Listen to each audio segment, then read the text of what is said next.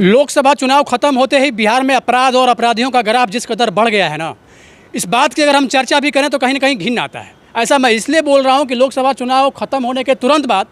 बिहार का कोई ऐसा एक भी जिला नहीं है जिस जिले में हत्या नहीं हुआ हो। ऐसा हम इसलिए बोल रहे हैं कि काराकाट संसदीय लोकसभा क्षेत्र जो कि हॉट सीट बना हुआ था, आपने देखा होगा कि उसके तुरंत बाद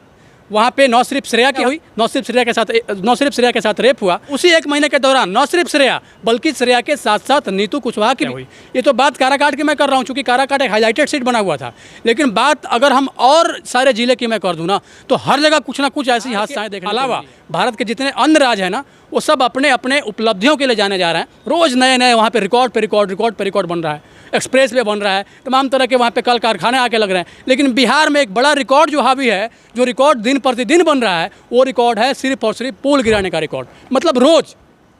यहाँ के इंजीनियर पता नहीं कहाँ से ट्रेनिंग लेके आए हैं कि यहाँ पे रोज़ नित्य प्रतिदिन पुल गिराने का रिकॉर्ड पे रिकॉर्ड बनाने चुनाव के दौरान भी और लोकसभा चुनाव के बाद भी तमाम तरह के अनलीगल एक्टिविटी बिहार में देखने को मिल रहे हैं। और पुलिस और प्रशासन सिर्फ और सिर्फ बालू और दारू के पीछे पड़ी हुई है, जबकि इसी बिहार में रोज़ हत्या, रोज़ अपहरण, रोज़ बल रेप और उसके साथ साथ अराजक तत्व का जिस तरह से बोलबाला बिहार के धरती पे हुआ है ना, इससे कहीं ना कहीं बिहार की छवि धूमिल हुई है। बड़ा सवाल ये है कि लोकसभा चुनाव होने के बाद अभी जो वर्तमान स्थितियां बिहार में बन रही है, बिहार का कोई ऐसा एक भी जिला नहीं है, मतलब लोकसभा चुनाव के बाद की बात मैं कर रहा हूँ, हर जिला, बिहार का कोई ऐसा एक जिला भी अभी तक अछूता नहीं है जहाँ की नहीं हो रहा हो और रेप नहीं हो रहा होगा, तमाम तरह की चीज़ें निकल के आ रही है। और यहाँ तक शासन और प्रशासन सिर्फ और सिर्फ अपने हाथ पे हाथ रख के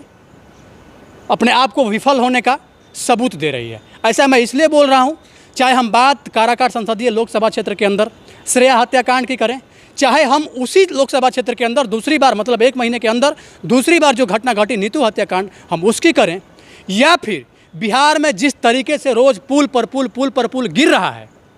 इस बात का रिकॉर्ड कहीं ना कहीं बिहार के इंजीनियरों ने बना के इस कदर बिहार को एक बड़े पैमाने पर प्रस्तुत किया है ना, जिस बात को कहीं सोच के और जान के भी अपने आप में बिहार जैसे जगह से कहीं ना कहीं लोगों के मन में एक गलत प्रकार की अवधारणाएं बन के निकल के सामने आती है। अब सवाल ये उठता है, ये वही बिहार है जहां से सबसे ज़्यादा आईएएस और आईपीएस बन के निकलते हैं, लेकिन आज वही उसी बिहार के जिस प्रकार से राजनीतिक पटल पे कहीं ना कहीं किरकिरी हो रही है, बिहार को लेके एक बहुत बड़ा प्रश्न निकल के सामने आ रहा है कि बिहार के अलावा भारत के जितने अन्य राज्य हैं ना वो सब अपने अपने उपलब्धियों के लिए जाने जा रहे हैं। रोज़ नए नए वहाँ पे रिकॉर्ड पे रिकॉर्ड बन रहा है, एक्सप्रेस वे बन रहा है, तमाम तरह के वहाँ पे कल कारखाने आके लग रहे हैं। लेकिन बिहार में एक बड़ा रिकॉर्ड जो हावी है, जो रिकॉर्ड दिन प्रतिदिन बन रहा है, वो रिकॉर्ड है सिर्फ और सिर्फ पुल गिराने का रिकॉर्ड। मतलब रोज़ यहाँ के इंजीनियर पता नहीं कहाँ से ट्रेनिंग लेके आए हैं कि यहाँ पे रोज़ नित्य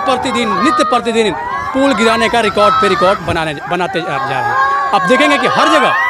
पुल गिराने का विश्व रिकॉर्ड तो मुझे लग रहा है कि बिहार नहीं बना दिया। और इस प्रकार की चीज़ों से कब तक आखिर बिहार और बिहारवासी निकलेंगे, ये सोचना और देखना भी दिलचस्प होगा, क्योंकि अब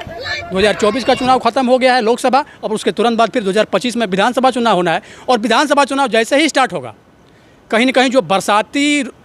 बरसाती मेढक रूपी जो राजनीतिज्ञ हैं वो न सिर्फ आपके पास आएंगे, न सिर्फ आपके पास आके बैठेंगे, बल्कि आपके साथ चाय पानी भी करेंगे और इसके बाद आपसे अपील करेंगे कि आप ही हमारे भाग्य विधाता हैं, आप हमें वोट देके कहीं ना कहीं विधानसभा भेजने का काम करिए। ठीक वैसे ही जैसे कि लोकसभा चुनाव के दौरान जो भी प्रतिनिधि कर रहे थे। ऐसा हम इसलिए बोल रहे हैं कि लोकसभा चुनाव खत्म होने के बाद चाहे वो हारे हुए कैंडिडेट हों या फिर जीते हुए कैंडिडेट हों, उनमें से कोई भी अब आपको देखने को नहीं मिल रहा होगा। सेम उसी प्रकार विधानसभा की अगर मैं बात करूँ ना, तो विधानसभा चुनाव में भी वही होने वाला है। कैंडिडेट चाहे कोई भी हो, वो कैंडिडेट जीत जाए हार जाए, वो सिर्फ और सिर्फ आपसे चुनाव प्रचार प्रसार के दौरान ही मिलेगा, आपके साथ बैठेगा, आपके साथ चाय पानी करेगा, और उसके बाद जैसे ये चुनाव ख़त्म होता है उसके बाद फिर वो अंडरग्राउंड हो जाएगा 5 साल के लिए। उसके बाद अब आप उनके पीछे पीछे घूमते रहिए, आपको ना वो पूछेंगे ना आपको देखेंगे, और आप उनके विधानसभा क्षेत्र के हैं, शायद अगर आपको पहचान भी लें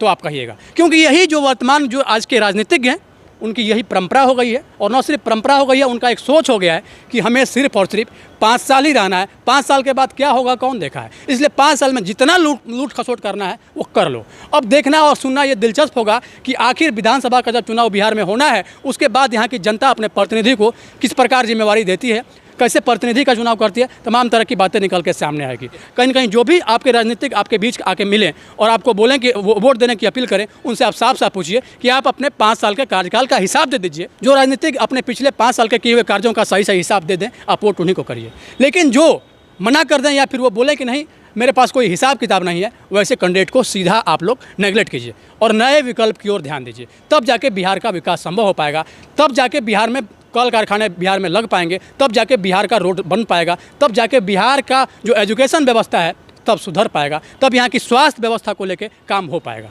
बाकी आप लोगों का क्या सोचना है इन सारे प्रक्रम को लेके? 2024 का चुनाव खत्म हो गया, 2025 में विधानसभा चुनाव होना है। इन सारे चीज़ों को लेके आपका क्या राय है? अपनी राय कमेंट बॉक्स में जरूर दें। बहुत बहुत धन्यवाद, आप लोग जुड़े हुए थे जनतक न्यूज़ के साथ।